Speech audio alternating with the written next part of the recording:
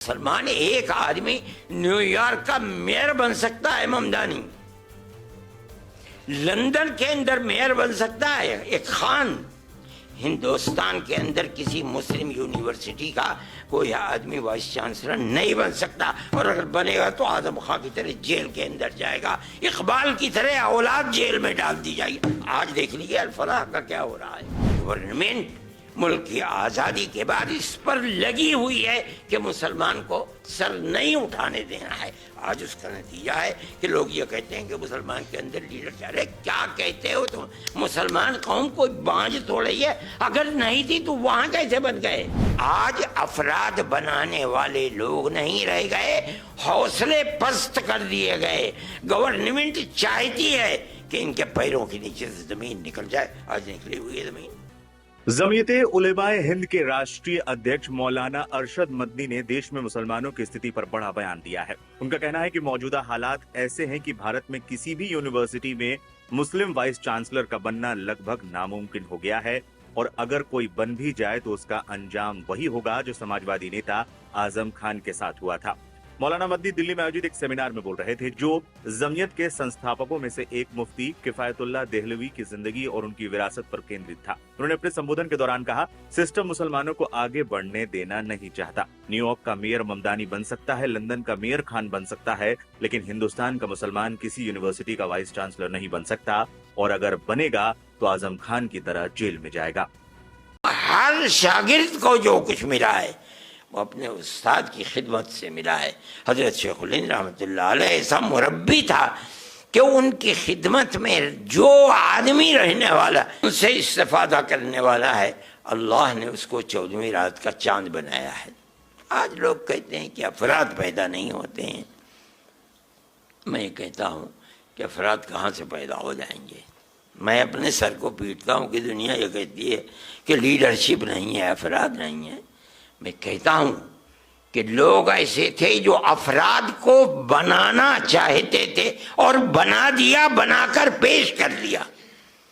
آج دنیا یہ سمجھتی ہے کہ مسلمان اپاہج ہو گیا، ختم ہو گیا، بانجھ ہو گیا۔ میں نہیں سمجھتا ہوں یہ بات۔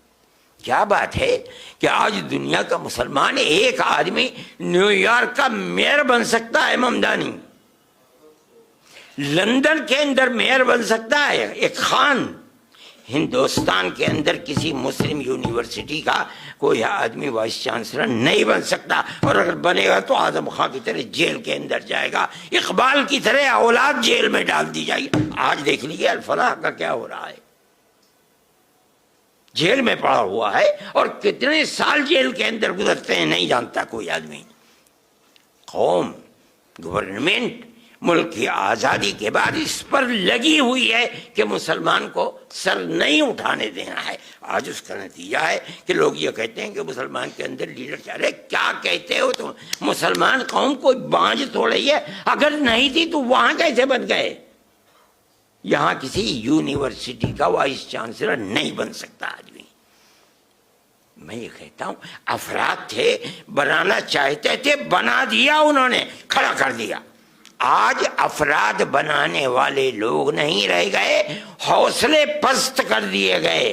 گورنمنٹ چاہتی ہے کہ ان کے پیروں کے نیچے سے زمین نکل جائے، آج نکلی ہوئی ہے زمین۔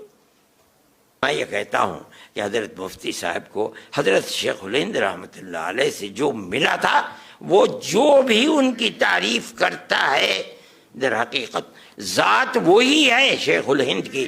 انہی کے مختلف جہاد سے ایک جہد کسی نے پکڑ لی، اللہ نے اس کو توفیق دے دی، ایک جہد کو کسی نے پکڑ لیا، ایک جہد کو کسی نے پکڑ لیا، اور اس کے بعد وہ بن گئے، اور دنیا کے لیے، ہندو اور مسلمان دونوں کے لیے خیر کا باعث بن گئے، پیار و محبت کا سبب بنے۔ آج وہ پیار و محبت کی دولت ختم ہو گئی، اس لیے کہ ایسے افراد ملک کے اندر پیدا ہو گئے جن کی بنیاد ہی مذہب کی بنیاد کے اوپر، نفرت کے اوپر رکھی ہوئی ہے۔ اسے چیز نہیں ہوتی ہے۔ اللہ تعالی ملک کے اندر پیار و محبت کی وہ جو 1300 سال کی تاریخ ہے، اسے پھر زندگی عطا فرما دے، اور ہمارا ملک جس طرح سے خیر و برکت رکھ کر کے چل رہا تھا، خدا کرے یہ ملک پھر پیار و محبت کے ساتھ چلے.